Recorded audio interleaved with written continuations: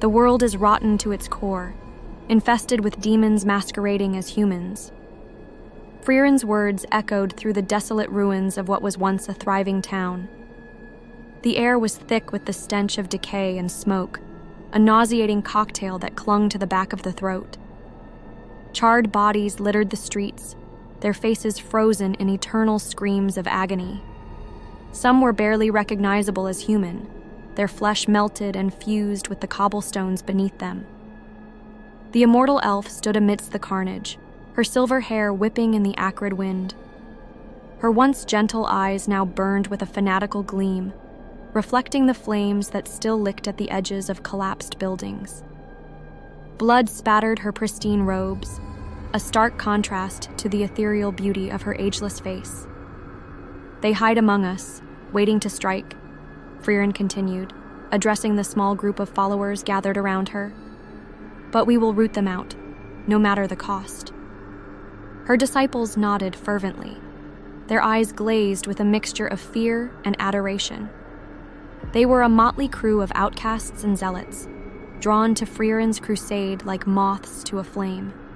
Each bore the scars of their devotion, ritual markings carved into flesh, limbs twisted by dark magic, eyes that had seen too much horror to ever view the world normally again.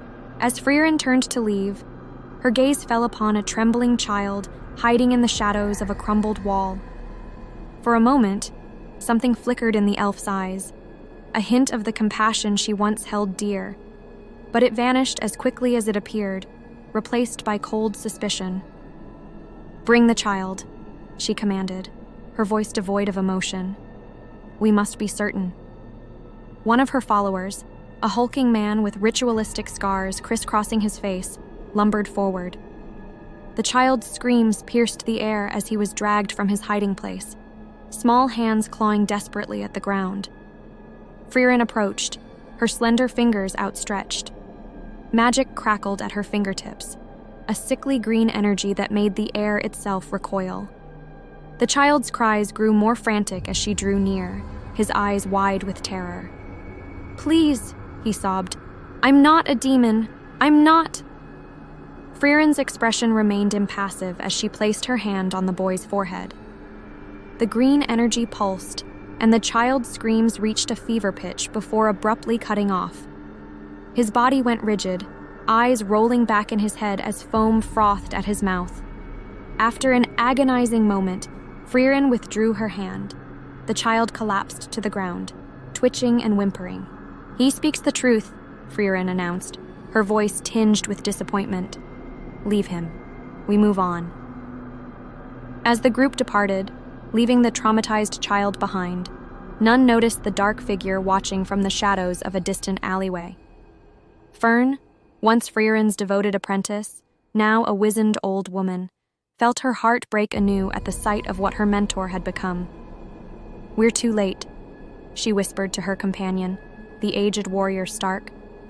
"She's gone too far." Stark's weathered face was grim, his hand instinctively tightening on the hilt of his sword. "We have to stop her, Fern, no matter the cost." The two set off in pursuit of Frieren and her cult, their old bones protesting with every step. They had been tracking the elf for months, always one step behind, always too late to prevent the latest atrocity. The trail of destruction left in Frieren's wake was a nightmare made real. Entire communities wiped out, survivors left babbling in madness, the very land itself warped by the power of her twisted magic. As they traveled, Fern's mind wandered to happier times, when Frieren had been a beacon of hope and wisdom. She remembered the gentle touch of her mentor's hand as she guided Fern through complex spells, the warmth in her eyes as she spoke of the wonders of the world. How had it all gone so terribly wrong? The answer, Fern knew, lay in the trauma of centuries past. Frieren had never truly recovered from the horrors of the demon war, from watching her mortal companions age and die while she remained eternally young. The weight of immortality had slowly crushed her spirit, twisting her perception of the world until every shadow held a potential threat.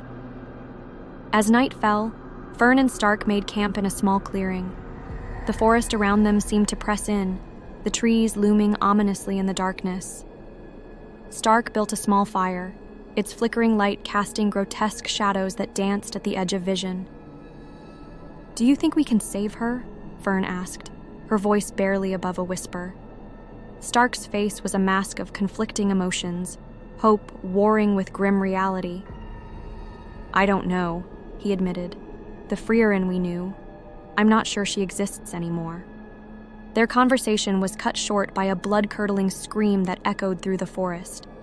Without hesitation, they sprang into action, years of adventuring together, allowing them to move as one despite their aged bodies. They raced through the underbrush, branches whipping at their faces and leaving stinging welts. The screams grew louder, more desperate, until they burst into a moonlit clearing and beheld a scene of utter horror. Frieren stood at the center of a ritual circle, her arms raised to the sky as she chanted in an eldritch tongue. Around her, a dozen of her followers writhed in agony, their bodies contorting in impossible ways. Flesh bubbled and melted, reforming into monstrous new shapes. Bones cracked and elongated, bursting through skin in sprays of gore. "Frieren!" Fern cried out, her voice cracking with anguish. "Stop this madness!" The elf's chanting ceased, and she turned to face her former companions. Her eyes, once a warm amber, now glowed with an unholy light. Madness? Frieren's voice was eerily calm, a stark contrast to the screams of her transforming followers. "No, my dear Fern, this is necessity. The demons hide among us, wearing human skin. So we must become something more than human to root them out." Stark drew his sword, the blade glinting in the moonlight. "We won't let you do this, Frieren. We'll stop you, even if it costs us our lives." A cruel smile twisted Frieren's lips. "Oh, my old friend, your lives are such fleeting things. What are they worth in the face of eternity?" With a gesture, Frieren sent a wave of corrupted magic surging towards them. Fern barely had time to erect a protective barrier, the clash of energies sending shockwaves through the clearing. Trees splintered and fell, their wood warping into nightmarish shapes. Stark charged forward, his aged body moving with a grace that belied his years. His sword, imbued with holy magic, cut through Frieren's defenses. For a moment, it seemed he might reach her. But Frieren was no longer the gentle mage they had known. With inhuman speed, she sidestepped Stark's attack and grabbed his arm. Her touch sent waves of agony through his body, causing him to drop his sword with a cry of pain. "You see?" Frieren's voice was almost gentle as she held Stark aloft. Human frailty, so easily broken. Fern watched in horror as Stark's skin began to blister and blacken where Frieren touched him. With a desperate cry, she unleashed every spell in her arsenal, a lifetime of magical knowledge condensed into a single, devastating attack.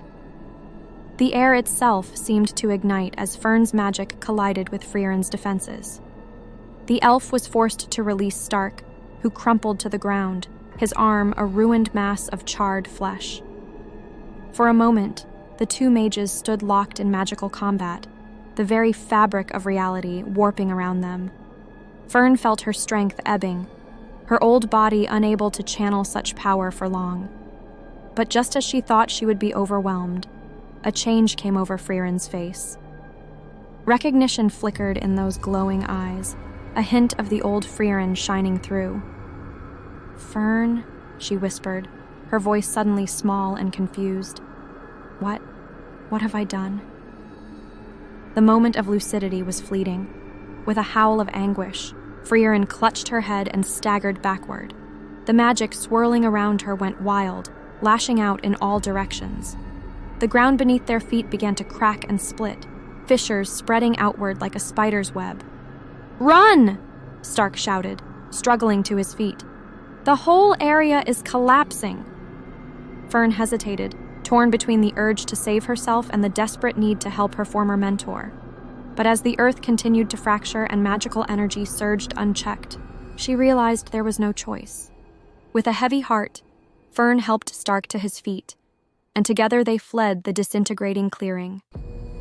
Behind them, Frieren's agonized screams mixed with the roar of collapsing earth and the dying cries of her transformed followers.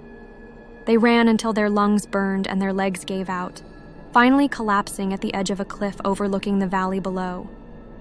As they gasped for breath, a massive explosion rocked the forest behind them.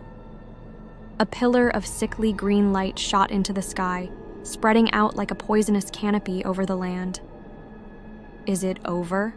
Stark asked, his voice weak with pain and exhaustion. Fern stared at the corrupted sky, her heart heavy with sorrow and guilt. "I don't know," she admitted, "but I fear this is only the beginning." As if in answer to her words, an inhuman wail echoed across the valley, a sound of such profound anguish and rage that it chilled them to their very souls. Something was moving in the forest below, something vast and twisted and filled with unimaginable power. Frieren, or what she had become, was still out there, and the world would never be the same.